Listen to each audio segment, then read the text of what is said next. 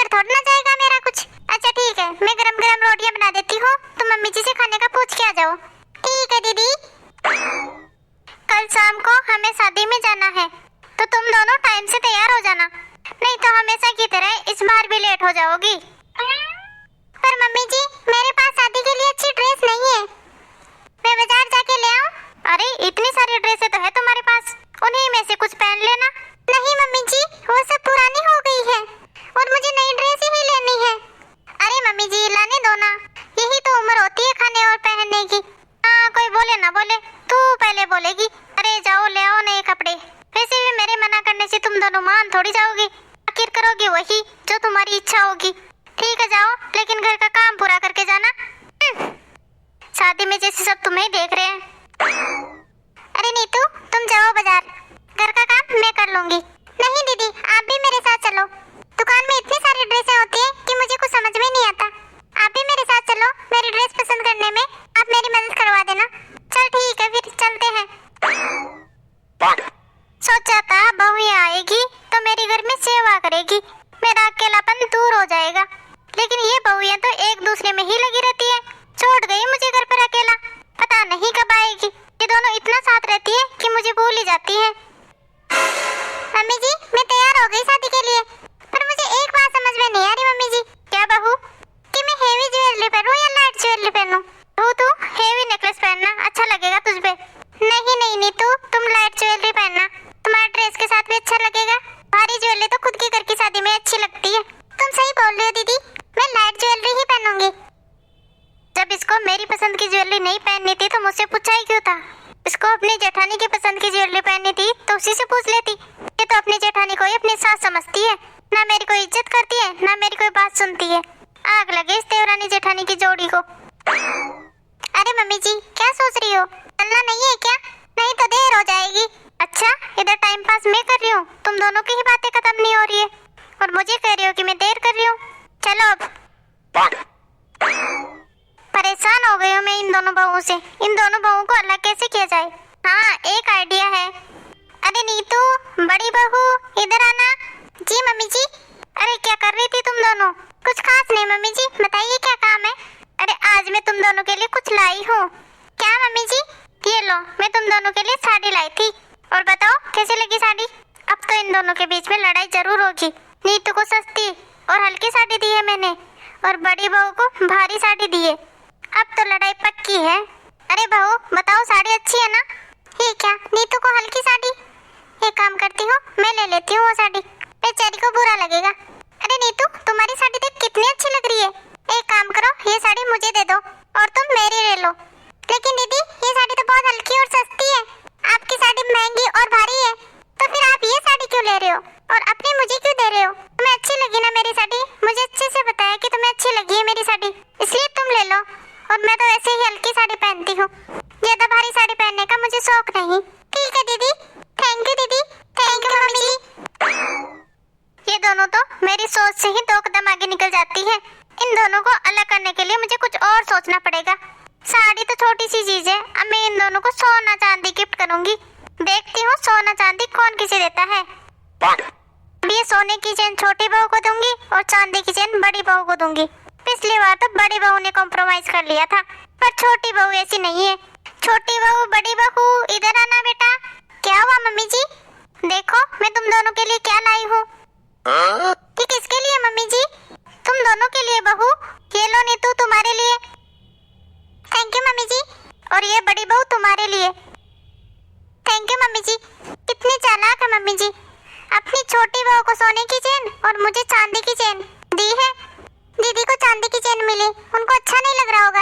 अरे दीदी आपकी चेन कितनी प्यारी है, एक काम करो ये सोने की चेन आप रख लो और मुझे वो वाली चेन दे दो। ये सोने की चेन मैं हर वक्त नहीं पहन सकती और आप वाली चेन तो मैं डेली पहन सकती हूँ। आप प्लीज ये वाली चेन ले लोगे क्या? ये लो और आपकी चेन मुझे दो। Thank you Neetu. अब मैं समझ गई इन दोनों को अलग करना इतना आसान नहीं है। ये दोनों बहुएं एक दूसरे से खूब प्यार करती है और इन दोनों के दिल में नफरत पैदा करना इतना आसान नहीं है। क्यों ना मैं एक बहू को कम और दूसरी बहू को ज्यादा काम दे दूं। काम के लिए तो पक्का ये एक दूसरे से लड़ जाएगी, घर का काम ही तो औरतों से नहीं होता। यही मैं कम ज्यादा दे दूं इन्हें तो पक्का इन दोनों के बीच में लड़ाई हो जाएगी। अरे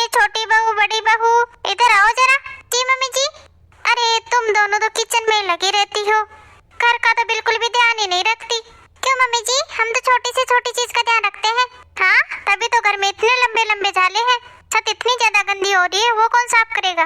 छोटी बहू तू आज सारा रसोई का काम करेगी, बड़ी बहू तुम आज घर की पूरे की और छत की सफाई करोगी। ठीक है मम्मी जी। और तुम दोनों बातों में मत लगना, घर का काम ही करना।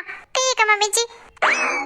छोटी बहू को सिर्फ किचन का काम करना है जो 1 घंटे में खत्म हो जाएगा, और बेचारी बड़ी बहू को पूरा घर का काम और छत की सफाई करनी है जो कि पूरा दिन लग जाएगा। फिर तो बड़ी बहू छोटी बहू को देख के पक्का लड़ाई करेगी। मैंने किचन की सफाई और खाना बना लिया है, मेरा काम तो खत्म हो गया। अब देखती हूँ दीदी क्या कर रही है। दीदी क्या कर रही हो? कुछ नहीं, घर की सफाई कर रहे हैं। चलो मैं भी आपकी मदद करती हूँ। अरे नहीं नीतू, तुम पहले ही किचन का काम कर चुकी हो, अब और काम नहीं कर सकती, तुम थक जाओगी। नहीं दीदी, किचन में थोड़ा ही काम था जो मैंने खत्म कर लिया है, मैं आपकी मदद करती हूँ, काम जल्दी ही खत्म हो जाएगा। अरे मम्मी जी, आप तुम दोनों को एक दूसरे के बगैर चैन नहीं आता क्या? जब मैंने तुम दोनों को अलग अलग काम दिए हैं तो तुम एक दूसरे के साथ हाथ क्यों बटा रही हो? छोटी बहू, तूने रसोई का काम खत्म किया? हाँ मम्मी जी, मैंने किचन का सारा काम कर लिया है, इसलिए दीदी की मदद करने आ गई। यहाँ पे गंदगी बहुत है, इसलिए मैंने सोचा कि मैं दीदी की मदद करवा देती हूँ। आपको तो वैसे भी काम चाहिए, मैं करूँ या दीदी? और वैसे भी दीदी अकेले करेगी तो थक जाएगी ना। हर समय दीदी दीदी दीदी। अरे तुम्हें इस दुनिया में तेरी दीदी के अलावा कुछ दिखाई नहीं देता क्या? क्या करूँ मैं तेरा? और तुम बड़ी बहू आजकल बहुत कामचोर हो गई हो, अकेले तुझसे कोई काम नहीं होता है। बड़ी बहू और छोटी बहू, मैंने तुम दोनों को इसलिए बुलाया है, मैं कुछ दिनों के लिए 4 धाम यात्रा पे जा रही हूँ, तब तक इस घर को तुम्हें ही संभालना होगा, इसलिए तुम अपना और इस घर का ख्याल रखना। हाँ बड़ी बहू, मेरे बाद इस घर की तुम हो बड़ी, इसलिए इस घर में जिम्मेदारी का बोझ तुम पर ज्यादा है, समझी? मैं जाती हूँ अब। अरे वाह, मम्मी जी चली गई, अब तो मेरा राज है। नीतू, मैं क्या सोच रही थी, मैं बहुत दिनों से गाँव नहीं गई हूँ, तो सोच रही हूँ मम्मी जी यहाँ है नहीं, तो 2-4 दिन में अपने मायके रह के आ जाती हूँ। मेरे पीछे घर का ध्यान रखना, और हाँ, मम्मी जी को घर वैसा ही मिलना चाहिए जैसे वो छोड़ के गई है। तुम घर का अच्छे से ध्यान रखना है।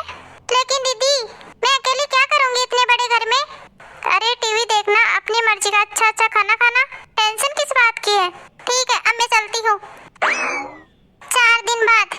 अरे दीदी, आ गई आप अपने मायके से? मैंने आपको बहुत मिस किया, मुझे आपकी बहुत याद आ रही थी। मैंने भी तुम्हें याद किया नीतू। दीदी, मैं सोच रही हूँ कि अब मैं अपने मायके जाके आ जाती हूँ। मैं तो तभी जाने की सोच रही थी जब आप गई थी, लेकिन घर में कोई नहीं था ना, खाली घर भी छोड़ के कहाँ जा सकती थी? अरे नहीं नहीं नीतू, तुम अपने मायके नहीं जा सकती, कि तुम्हारा मायका तो बहुत दूर है। अगर इसी बीच मम्मी जी आ गई तो मैं उनको क्या जवाब दूंगी, इसलिए मम्मी जी आ जाए उसके बाद चली जाना। ठीक है दीदी, अभी मैं बहुत थक चुकी हूँ, तुम घर का सारा काम खत्म कर लो और मेरे लिए 1 कप चाय बना देना। नीतू, मैं बाजार जा रही हूँ, तुम सारा घर का काम कर लेना और शाम का खाना बना लेना। लेकिन दीदी, आप क्या लाने जा रही हो बाजार से? सारा सामान तो है घर में। अरे कुछ भी नहीं है, तुम ना ज्यादा बातें मत बनाओ, वैसे भी तुम काम ना बहुत धीरे धीरे करती हो, जल्दी से लग जाओ ना काम में और फटाफट काम कर लो अपना। चल, अब मैं जा रही हूँ बाजार, मेरे आने से पहले सारा काम खत्म कर लेना। दीदी ने सारा काम मेरे ऊपर छोड़ दिया और खुद बाजार चली गई। नीतू, मैं शर्मा जी के बेटे की सगाई में जा रही हूँ, मम्मी जी तो है नहीं, अब उनकी जगह मुझे ही जाना पड़ेगा। तुम ना घर का सारा काम कर लेना और ना मेरे लिए खाना मत बनाना, मैं वहीं खा के आऊंगी, तुम अपने लिए बना लेना। दीदी, मैं भी चलूं आपके साथ? अरे नहीं नहीं नीतू, तुम नहीं जा सकती, तुम यहीं रहो और अपना काम करो, और वैसे भी मम्मी जी ने कहा है ना घर का ध्यान रखना, हम दोनों ही चले जाएंगे तो फिर घर का ध्यान कौन रखेगा? इसलिए मैं जाके आती हूँ, तुम घर का ध्यान रखो और काम करो, ठीक है? ये दीदी को क्या हो गया है, हर बात पर ड्रामा कर रही है, बिल्कुल सासू माँ की तरह हुक्म चला रही है। हे ऊपर वाले, मम्मी जी को जल्दी भेज दे ताकि दीदी से मेरा पीछा छूट जाए। अब तुम लोग ही बताओ, क्या ऐसे ही नीतू को अपनी जेठानी को बर्दाश्त करना चाहिए, या फिर कोई ठोस कदम उठाना चाहिए, या फिर उसे अपनी सास के आने का इंतजार करना चाहिए? और हाँ, आप लोग कमेंट में ये जरूर बताना आपकी देवरानी जेठानी के साथ कैसी बनती है। और हमारी वीडियो अच्छी लगी हो तो लाइक, कमेंट और शेयर करना ना भूले, और चैनल पे नहीं हो तो चैनल को सब्सक्राइब कर देना। अब मिलते हैं अगले वीडियो में, तब तक के लिए धन्यवाद।